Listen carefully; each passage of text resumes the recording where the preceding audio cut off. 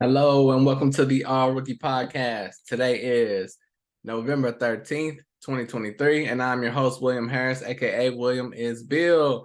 Back with you today on another great episode to talk about our NBA rookies. It's week 3 of the regular season, and we had some standout performances, some great performances, some rookies moving up the ladder as far as our top rookies of the week. And we have a nice little list for you guys. So let's get straight to it like it's nothing to it. Actually, but first though, every week I go over how many rookies have at least scored 1 point. Thus far, we're at 46 rookies have scored 1 point now throughout week 3. So it keeps growing every week. Still at 17, that's averaging 5 or more. But it's great to see more rookies getting in the game. All right. Top rookies for week 3. Of course, we have to start off again with the dominant Victor Wembanyama. He's killing it out there, proving all the doubters wrong, if there were any other than me. But, I mean, you really cannot hate on Victor Wembanyama at all. It's going to be like a rotating clock with him every week. I'm thinking he's going to be top 1 or maybe 2 every week. But I'm just loving his game. How can you not watch him and be a fan? He's affecting the game in every asset, offensively, defensively. And, even if you're trying to drive to the lane, you have second thoughts because he can block just about everything. He's blocking 3-pointers, having the clutch gene. We talked about last week how against Phoenix, he had that 38 and 10-point game and was going head to head with Kevin Durant. So in week 3, he's had a great week, averaging around 18 points, 10 boards, 2 blocks, doing it all once again. He had a 13-point, 10 rebound game, 14 and 9, 29 and 9, 29 points, 9 rebounds with 4 assists and 4 blocks in that one game. That's an incredible game. Most NBA players don't have that as their best game for the season. He's in week 3 of his, not just of the season, of his whole career. 29, 9, 4, and 1 steal in addition to that, and 4 blocks. That was against the Timberwolves. So he was playing against his mentor, Rudy Gobert, in that game. And Gobert is the defensive player of the year. So, I mean, think about that. So if he can do it against Rudy, he can do it against anybody. And then he followed it up against Miami with 18, 11 rebounds, and 7 assists. So some games he has low assists, but other games he has high assists. He's just kind of experimenting. They have Jeremy Sohan running point guard. I see people saying, what is Pop doing? Sohan is not a point guard. Pop is not playing for this year to win a championship. He's trying to develop his players. So Sohan learning the point guard role right now, it's going to help Victor, going to help Sohan become better players. And when Victor gets a true point guard in there, imagine if he had Chris Paul like 5 years ago. I mean, look out. So best believe that's going to be on the top of their list, getting a great point guard to go along with him. But we're seeing dominance with Trey Jones and Sohan out there. So a lot to look up to. I've gotten some comments on Victor. How is he translating? How is it working so well? It's kind of becoming spread around the NBA about his hard work and dedication. We saw it in the summer league, in the offseason before he was drafted. His work ethic, he could have sat out at the end of the year. His team was playing for something, but still, he could have sat out. He did not have to play. He played, continued to play in the offseason. He did not have to play in the summer league. He played, and now from the summer league to preseason, which he played, and, just the tape, the dedication, they're saying it's like no other. And we saw, like I said, he has the clutch gene. And Rudy Gobert, in a quote, also said he can't even imagine how he's going to evolve because of how good he has been thus far. And it's about his mindset, how he studies the game that makes him different than most rookies. In addition to already how unique he is for his size. And, he doesn't have to work as hard. Think about Shaq. He's admitted he was so big and dominant. He didn't feel he had to work so hard and study so hard in practice. Victor is doing that as well as already being a unicorn out there that's almost impossible to guard. And on top of that, he's working hard. And on top of that, he's got Coach Popovich, one of the greatest coaches of all time, helping him out. So coaching them, leading the way, telling him where to be. He has every asset to succeed, and I think he will continue to do this all year. And I mean, I'm rooting for the young man. I'm rooting for him. That's all I can say. But next on the list, we have Ausar Thompson. He has had a great third week. He's had a great rookie season. If there's no Victor Wembanyama, Ausar Thompson will be he'd be up there for rookie of the year. But we do have Victor Wembanyama. But still, Ausar Thompson has been if you play fantasy and category leagues, he's been a darling for you. He's been great in points leagues as well. But in week 3, he's had a 16.7 rebound game with 4 steals. That's crazy. That's the thing. It's his defense is carrying his whole game. You got to love it. Sometimes he'll have games like where he has 6 points, which is the next game, but he had 15 rebounds, 3 assists, and a block. Next game, 12 points, 13 rebounds, 4 assists, 3 blocks. That's a double-double with 3 blocks for the 6'7" guard. And he had a 9.16 rebound game with 1 block. And once again, he is still leading all rookies in rebounds, averaging 10 rebounds per game as a 6'7" pocket knife, whatever you want to call him.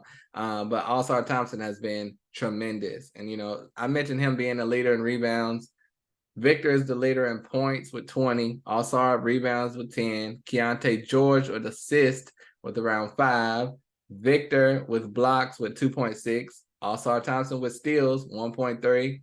And Ausar Thompson in minutes around 32. So I can't say enough about Ausar Thompson. Tremendous rookie season thus far. Number 2, and it was really close with number 2 and number 3 because I've been getting feedback that I'm leaving Chet Holmgren off the list because I say he's not a rookie. He's a second-year player, but he's technically a rookie according to the NBA because he did not play his first year, even though that has gained him some advantages. But we won't get into that. Let's just go to number 3, Chet Holmgren. But he's playing tremendous this year as well. He's averaging 15.7 boards, 2.5 steals, and 2.5 blocks in week 3.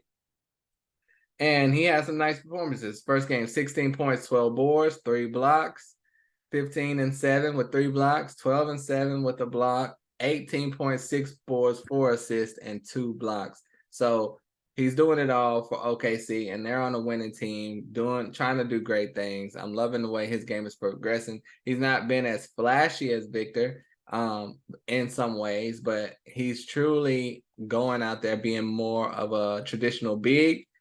And we wouldn't have expected that for him if he was able to play last year because he was so skinny. He has gained 20 pounds in the year from his technically rookie year to his sophomore year. So I think he has an advantage there, but you cannot knock anything he's doing on the court. I'm excited to see more from Victor. Number 4, we have a riser on the list, Jordan Hawkins for the New Orleans Pelicans. That's because the Pelicans have had some injuries, as they do every year. We know CJ McCollum is out. Trey Murphy is out. Zion missed a couple games. Brandon Ingles missed a couple games. So that has allowed Jordan Hawkins, the rookie from UConn, to get some minutes. And I mean, he's played every game this season. In week 3, he had the biggest game of his life, his career in the NBA, with 31 points, 7 boards, 3 assists, and 1 steal. That's unexpected from Jordan Hawkins right there. He's a lights-out shooter. Reminds me of Ray Allen when he was in college. But to come in and score 31 points in your 7th game of the NBA, incredible. So I love that for him. And I like that now he's doing other things as well. You know, like I said, 7 rebounds. You don't expect that from a shooting guard. He also had another 7-rebound game this week. But the second game, 14 points, not many other stats. That's what you expect. But the next game, 14 points, 7 boards, and 2 steals. That means he's been working on his craft. And then the last game, 10 points, 2 boards, 2 assists. So Jordan Hawkins, lights out shooter for the Pelicans. I just hope he continues to get minutes when everyone is healthy. Herb Jones has missed some games as well. So there's been a lot of people out of the lineup. But I'm glad that has allowed Jordan Hawkins to show what he can do. Number 5, Jaime Jaquez. I don't think he was on the list first or second week, but this week he has propelled into the top 10. Not just 10, he's 5th. Jaime Jaquez from the Miami Heat had a nice week with 9 points and 2 boards and 1 steal the first game, 11 points, 2 steals in the second game. But here's the kicker right here. Third game of the week, 20 points, 3 boards, 4 assists, 1 steal. That came out of nowhere, but Miami's had some injuries as well. Jimmy Butler's been out. Caleb Martin's been out, a lot of guys. So Kyle Lowry got banged up last game as well. So that allowed Jaime Jaquez to come in there and fill a role, and he played very, very well. That's clearly his best game of the year. And his last game of the week, 11 points, 6 boards, 3 assists, 3 steals, and 1 block. So I'm glad to see Jaime getting some run. This is the perfect scenario for him. He couldn't have landed in a better spot. This is a perfect place for him to develop all season. I don't think anyone thought he'd be thrown into the fire this early, but as a experienced college player, I think he was a junior or a senior, he can come into this situation and know what to do. He's not like a deer in headlights. So Jaime Jaquez has done well, 22 years old, for the Miami Heat this week. Number 6, Marcus Sasser came in with a boom the end of last week, and the beginning of this week he kept it going. But his first game was 7 points and 4 assists and 1 steal. But that second game, 26 points, 6 boards, 2 assists, and 1 steal for Marcus Sasser. He's had that's his second 20-plus point game, and he had a 19-point game as well. So when he's scoring, he lights it up. He called him a microwave scorer, but he also can go cold at times as well. The next game, 9 points, 4 assists, solid. And his final game of the week, 5 points, 6 assists, and 1 steal. So you can tell it's fluctuating, but given the perfect role, perfect opportunity, Marcus Sasser can show he can light up the scoreboard. And he's been a tremendous pick for the Pistons as far for a late first-round pick. So I'm loving it. Number 7, Keyonte George. And he was close to Sasser, but Sasser's 20-plus point performance put him over the top. But Keyonte George is truly impressive. He recently got his first start of the season. He's came in and took Taylor Horton-Tucker's role. I think he's taken Colin Sexton's role and just coming out looking excellent out there. And like I said, still, he's not doing those Marcus Sasser ceiling games, bam, right away, but he's doing everything else with the slow rise, and that's got him into the starting lineup. First game of the week, 5 points, 4 assists. Second game, 7 points, 9 assists. That's what we like to see. In the third game, 7 points, 11 assists, and a block. So like I said, he's leading the rookies in assists. And this is a guy that was a combo guard in college. You knew he could play a little point, a little two. Which one was he gonna be? I felt he would be more like the Donovan Mitchell role, but the Utah has him playing point guard, and that's allowing his assists to go through the roof. And they have a lot of great players to get him the ball as well. So a lot of guys to finish plays. They have the bigs, Kessler, even though he's hurt right now, Lauri Markkanen, John Collins. He threw John Collins an amazing assist, and John Collins just slammed all over Bismack Biyombo.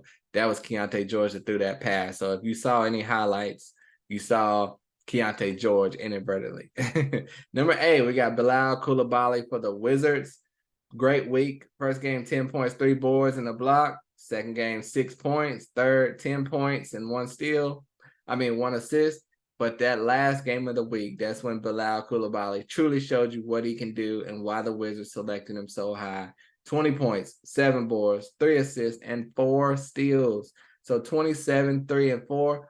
That's filling the stat sheets right there. That's an All-Star Thompson type of game right there. So that is what the Wizards saw in Bilal Coulibaly. And once again, he's 19 years old, 6'6", full of potential, raw in some ways, but dynamic in other ways.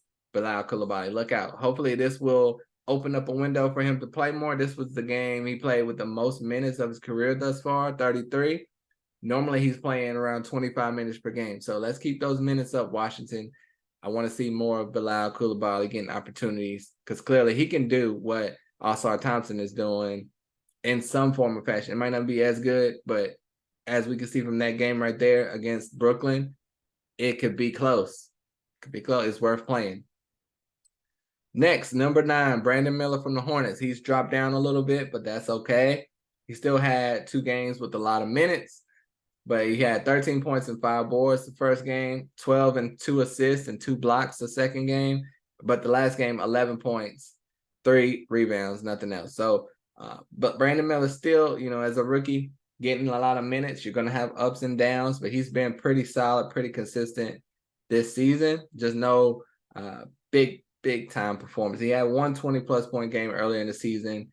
I expect another one next week, but Miles Bridges is coming back too. So Look out for Brandon Miller. His production could stay the same, or it could drop a little bit with Miles Bridges coming back, taking some minutes from him, because Gordon Hayward's been playing so well. Then you have Miles Bridges coming back. And then right now, Terry Rozier is out. He'll be back too. So Brandon Miller could be cut to a low minute role. Right now, he's averaging over 20 minutes per game. So we'll see. We'll see. He's averaging about 30 minutes per game. So that could go down to 20 real quick. We'll see what happens. Number 10, Derek Lively from the Dallas Mavs. Solid week. He missed the game. I didn't hear why, but he played the next game, so I think he's all right. But first game, 10 points, 5 boards, and a block, and a steal. Second game, like I said, he missed that one. Third game, 6 points, 4 boards, and a block. Last game, 10 points and 2 blocks. So when he gets the minutes, like earlier in the month, he had 2 double-doubles thus far this season. But when the minutes are a little bit lower, the production's a little bit lower. So we want to see more for Derek Lively, but right now Dwight Powell is still hanging around there getting minutes. But Derek Lively is doing what we expected, filling the role, being that lob threat for Luka and Kyrie. And it's going to probably be similar to this all year, and you'll have some big rebound games. But for the most part, around the whole 10 points, 5 rebounds, I think that's going to be steady for Lively unless he fully takes over that starting role. So that's the top 10. Let me go over one more time. Victor Wembanyama, Ausar Thompson, Chet Holmgren, Jordan Hawkins at 4, Jaime Jaquez, Marcus Sasser, Keontae George at 7, Bilal Coulibaly at 8, Brandon Miller at 9, Derek Lively at 10. I got to give a shout out to Cason Wallace. He had a solid week with his last game. Not much stats there, but he was close, but didn't quite make it. He had a 14-point game. He had a 4-steal game, but he would have been 11th. And Julian Strawther, got to give him a shout out, had a big 21-point game. Anthony Black has gotten some big minutes in week 3. Not too much of a crazy performance, but play solid, play some awesome defense out there. So shout out to Anthony Black, and I hope to see more from him. Now, I also have to give a shout out to the rookies. The G League has started, and we've had some tremendous performances from the G League players. As to be expected, a lot of these players could be getting minutes in the NBA right now, but they're having to ride the bench. So I get to give a shout out to Oscar Tshiebwe, undrafted rookie from the Pacers, dominant in college, came in his first G League game, 33 points and 23 rebounds. You heard me right. 23 rebounds, 33 points for an undrafted big man for the Pacers, and he's on the Mad Ants G League team. If Miles Turner gets hurt, look out for Oscar Tshiebwe. I think he deserves some minutes, but we will see what happens. But that's a great performance for Oscar Tshiebwe. Trace Jackson Davis had a 28-point, 12-rebound game. He's with the Warriors. Jordan Miller, late second-round pick as well, 21 points and 3 blocks. Imani Bates, everyone's looking to see Imani Bates. He's had a couple of good games this season. He had a 29-point, 6-rebound game for G League. Cavaliers G League squad, the Charge. Jalen Wilson, Brooklyn Nets, barely drafted, but he was 33 points, 10 boards. And this is a guy I had as a first-round pick. He fell 30 picks lower than he should have. Tremendous performance for Brooklyn's Long Island G League squad. Gigi Jackson lighting it up. 2 great performances. Had a 25-point game and a 33-point game. Gigi Jackson's ready to go right now. People said, draft him, because if he came back to college, he'd probably be a top 5 pick the next year. So the Grizzlies could possibly have a guy that's a top 5 talent in next year's draft, already on their squad, already dominating in the G League. They have a hole at the 4 and the 5 in Memphis. Get that man on the team. Next, Terquavion Smith, undrafted. I had him as an early second-round pick, undrafted from NC State.